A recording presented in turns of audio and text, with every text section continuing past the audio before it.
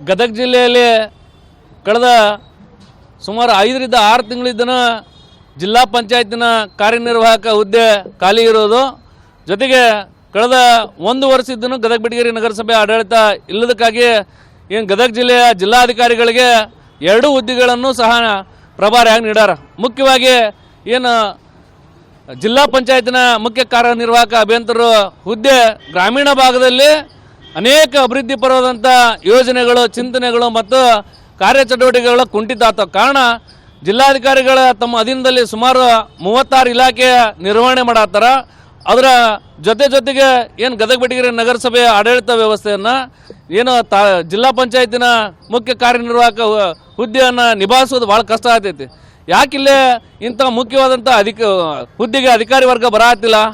ಇಲ್ಲೇ ಜಿಲ್ಲಾ ಉಸ್ತುವಾರಿ ಸಚಿವರು ನೋಡಿ ಬರತ್ತಿಲ್ಲೋ, ಜಿಲ್ಲಾ ಆಡಳಿತ ವ್ಯವಸ್ಥೆ ನೋಡಿ ಬರಾಕತ್ತಿಲ್ಲೋ, ಅಥವಾ ಇಲ್ಲೇ ಜಿಲ್ಲಾ ಉಸ್ತುವಾರಿ ಸಚಿವರು ಕಾಂಗ್ರೆಸ್ ಸರ್ಕಾರ ಈ ಒಂದು ಗದಗ ಜಿಲ್ಲೆಗೆ ಅಧಿಕಾರಿ ವರ್ಗಗಳನ್ನು ನಿಯುಕ್ತಿ ಮಾಡಕತ್ತಿಲ್ಲೋ ಅಂತ ಪ್ರಶ್ನೆ ಆಗ್ತೈತಿ. ಏನು ರಾಜ್ಯದ ಪ್ರಭಾವಿ ಸಚಿವರು ಅಂತಂದು ಅಭಿವೃದ್ಧಿ ಹರಿಕಾರ ಅಂತಂದು ಏನು ಅವರು ಎಚ್.ಕೆ. ಪಾಟೀಲ್ ಸಾಹೇಬ್ರು ಅನ್ಕೊಳತ್ತಾರ. ಬಟ್ ಅವರು ತವರು ಜಿಲ್ಲೆಯಲ್ಲೇ ಅಧಿಕಾರಿ ವರ್ಗಗಳ ನಿಯುಕ್ತಿ ಆಗಿರೋದು ಭಾಳ ಖಂಡನೀಯ ವಿಷಯ. ಕೂಡಲೇ ಈ ಎಲ್ಲ ಅಭಿವೃದ್ಧಿ ಪರವಾದಂಥ ಚಿಂತನೆಗಳು ಗದಗ ಜಿಲ್ಲೆಯಲ್ಲಿ ಬರಬೇಕಂದ್ರೆ ಅವಳಿ ನಗರದ ವ್ಯವಸ್ಥೆ ಸರಿಯಾಗಬೇಕಂತಂದ್ರೆ ಒಂದು ಏನು ಮುಖ್ಯ ಕಾರ್ಯನಿರ್ವಾಹಕ ಅಭಿಯಂತರ ಅಧಿಕಾರಿ ವರ್ಗವನ್ನು ಕೂಡಲೇ ಭರ್ತಿ ಮಾಡ್ಕೋಬೇಕು.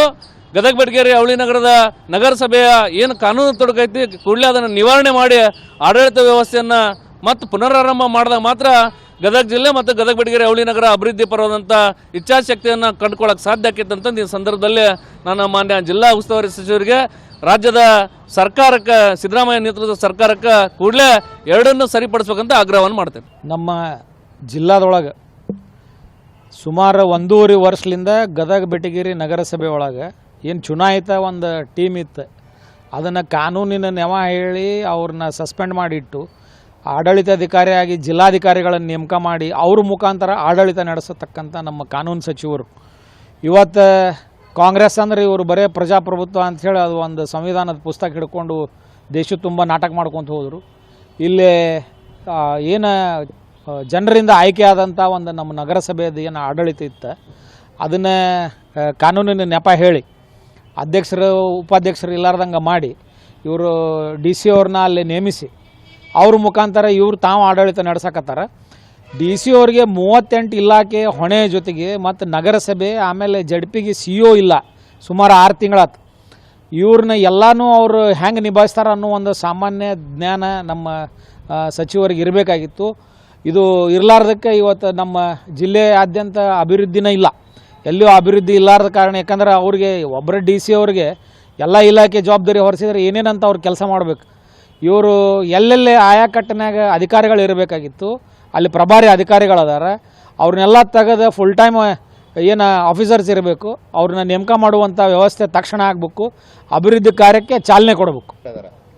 ಅದು ಪ್ರಭಾರಿಗಳು ಏನದಾರ ಬೇರೆ ಬೇರೆ ಜಿಲ್ಲಾ ಒಳಗೆ ಬೇರೆ ಬೇರೆ ಹುದ್ದೆ ಒಳಗೆ ಆ ಪ್ರಭಾರಿಗಳನ್ನು ತೆಗೆದು ಏನೋ ಒಂದು ಫುಲ್ ಟೈಮ್ ಅಧಿಕಾರಿಗಳು ಇರಬೇಕು ಆ ಹುದ್ದೆಗೆ, ಅವ್ರನ್ನಷ್ಟನ್ನು ನೇಮಿಸೋ ಅಂಥ ವ್ಯವಸ್ಥೆ ಆಗಬೇಕು. ಅಂದಾಗ ಅಭಿವೃದ್ಧಿ ಆಗ್ತೈತಿ. ಇದು ಈಗಿಲ್ಲ ಅಂದ್ರೆ ಒಬ್ಬರೇ 3-4 ಇಲಾಖೆ ನೋಡ್ಕೊತ ಹೋದ್ರೆ ಅಭಿವೃದ್ಧಿ ಶೂನ್ಯ ಆಗೈತಿ, ಆಗಿಬಿಟ್ಟೈತಿ. ನಮ್ಮ ಜಿಲ್ಲಾ ಆಗಲೇ ಹಿನ್ನಡೆ ಅನುಭವಿಸಕತ್ತೈತಿ.